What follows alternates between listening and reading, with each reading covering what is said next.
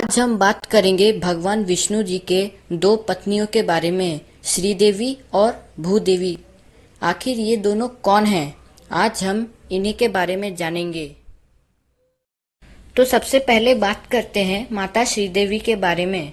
वैसे हम सभी जानते हैं कि भगवान विष्णु की पत्नी माता लक्ष्मी है, लेकिन फिर भी भगवान विष्णु के बहुत से मंदिरों में माता लक्ष्मी की जगह श्रीदेवी और भूदेवी होती हैं।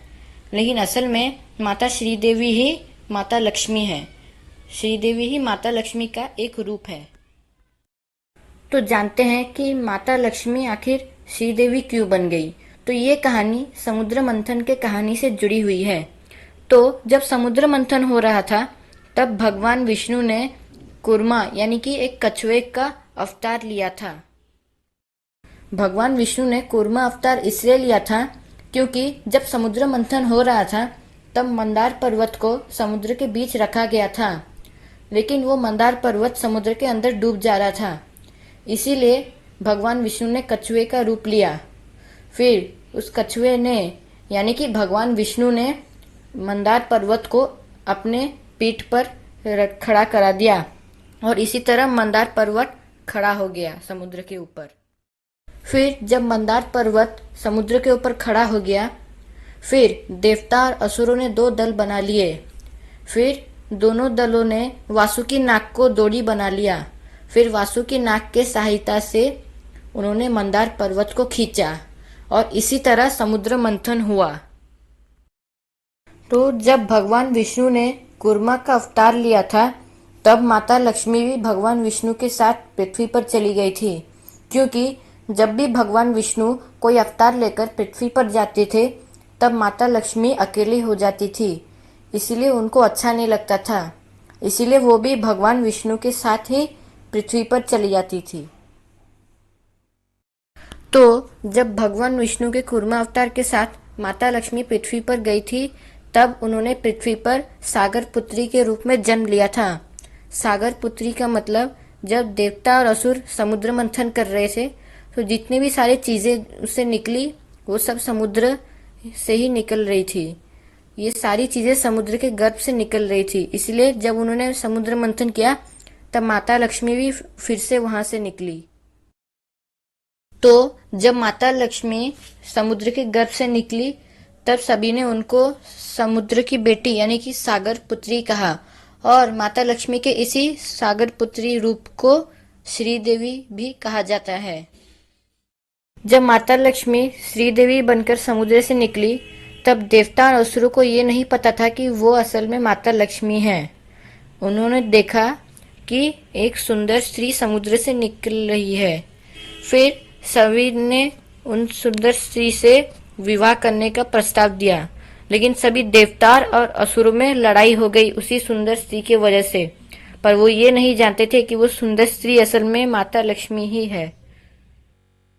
फिर श्रीदेवी बहुत बड़े संकट में पड़ गई, क्योंकि पहले जब वो माता लक्ष्मी थी, तब उनके पति भगवान विष्णु थे, और इस बार जब वो श्रीदेवी बनी, इस बार भी उनके पति भगवान विष्णु को ही होना चाहिए।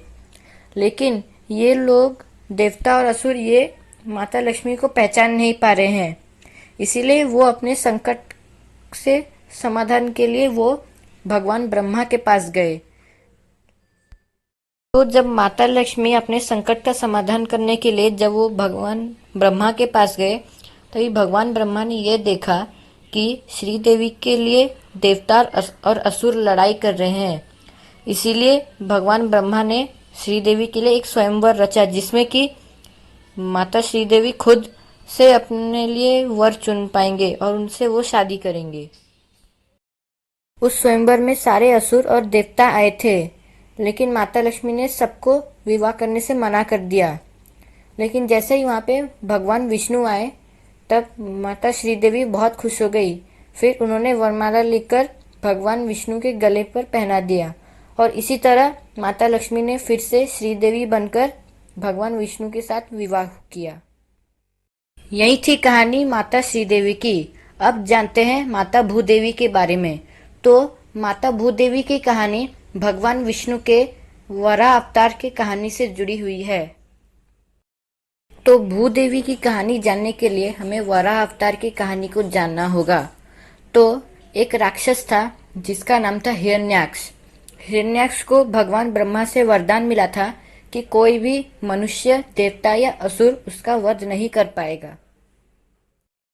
आप हिरण्यकश्यप को तो जानते ही होंगे।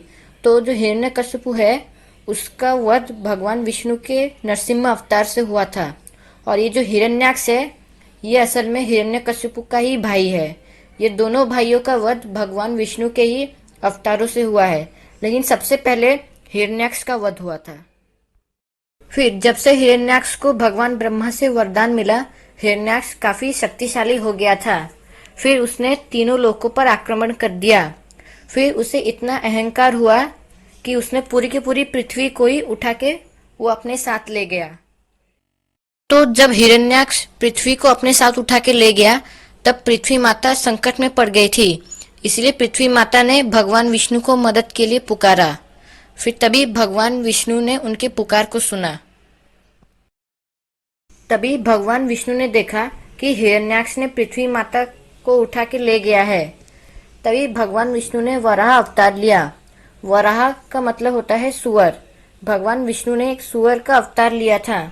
भगवान विष्णु ने सुअर का अवतार इसलिए लिया था क्योंकि हिरण्याक्ष को वरदान मिला था कि कोई भी देवता, असुर या मनुष्य उसका वध नहीं कर पाएगा। तो हिरण्याक्ष के वरदान के अनुसार सुअर ना ही कोई देवता है, ना ही कोई असुर है और ना ही कोई मनुष्य है। सुअर तो एक पशु है और एक पशु हिरण्याक्ष का वध कर सकता है। इसीलिए भगवान विष्णु ने वराह अवतार लिया था और फिर भगवान विष्णु के वराह अवतार ने हिरण्याक्ष का वध कर दिया। भगवान वराह के दो बड़े बड़े दांत थे। तो भगवान वराह ने जब हिरण्याक्ष का वध किया फिर उन्होंने पृथ्वी को अपने दो बड़े बड़े दांतों पर उठा दिया और इसी तरह उन्होंने पृथ्वी को हिरण्याक्ष से बचाया। तो जब भगवान विष्णु ने वराह अवतार लेकर पृथ्वी को हिरण्याक्ष से बचाया था तब पृथ्वी माता ने भगवान विष्णु से विवाह कर लिया था और वही पृथ्वी माता को हम भूदेवी कहते हैं। भू का मतलब होता है भूमि, भूमि की देवी यानी कि पृथ्वी माता। यही थी कहानी माता श्रीदेवी और माता भूदेवी की।